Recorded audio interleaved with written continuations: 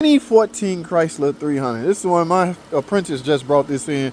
He went on a test drive. Check engine light on, they complaining about a misfire. So I had him drive it to get some experience. Well, he's back in, all right? Now, get a load of this, guys. This car was towed in. Why? I don't know, because it's drivable, all right? And I think it was towed in by a shop. Looking at the repair order, the name on the repair order, it's a shop name. Now, y'all know I can't give away the shop. However, it is not a customer name. I think this shop sublet this out to us unbeknownst to the customer. Some shops be embarrassed to tell the customer, yeah, we had to send it to another shop with better text, or better shop, or with gooder text. Now me, I'm badass. I'm gooder. I'm the best. They don't come no better than me. All right, so you're in good hands, whoever the hell own this car. All right, here's the deal.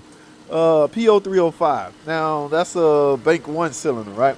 If this is bank 2, this is obviously bank 1, right? Yeah. Okay. 1, 3, and 5. Remember how I told y'all how to tell which one bank 2 and bank 1? Bank 1. Yeah. In other words, this is bank 1, cylinder 5.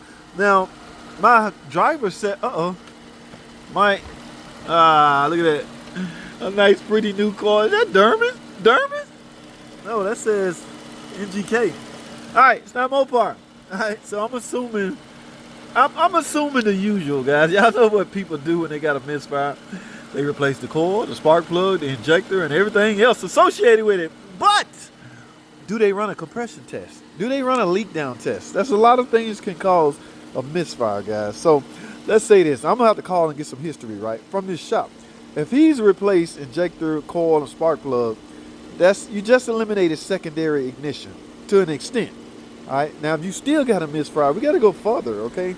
I might end up running a compression test or a leak down test, because there's other ways to find a misfire, okay? If it's misfire, my driver said he didn't feel anything, so who knows what this lead to. And this is a little old bitty short video, so I'm about to start a long video to show y'all the diagnosis. But as for now, we can't duplicate nothing, okay? That PO 305 is not active. It's just a stored code, which means at one point in time, the computer saw it, all right? Yeah, that happens from time to time. So, guys, there's a lot of things can cause misfire. All right, yeah, you just gotta be diligent at. Look, somebody wrote this down. I bet that shop did that. Let me take a look at something. These damn knuckleheads. That was cool. I never seen that. You can't tell. Yeah. Yep. Came from a Derman shop. Derman. Them damn Derman mechanics. They all they hire is cousin Pookie's out there. How many miles on this thing? Let's see, guys. Oh, I got the door open. It look like 190, almost 200,000 miles. So I got to be careful. I don't want to marry this thing, but I also want to find out the problem. And y'all know what? I'm going to do just that. For now, let me get out of here, guys. Y'all stay tuned for the next video. I got to get this in a stall because I got to get it in the air. I got to let it up. I got to look at some things. I got to do a full. I'm allocated 1 hour diagnostic time to figure out what's wrong with this car. And I suppose I'm going to need the whole damn hour on this one. Okay?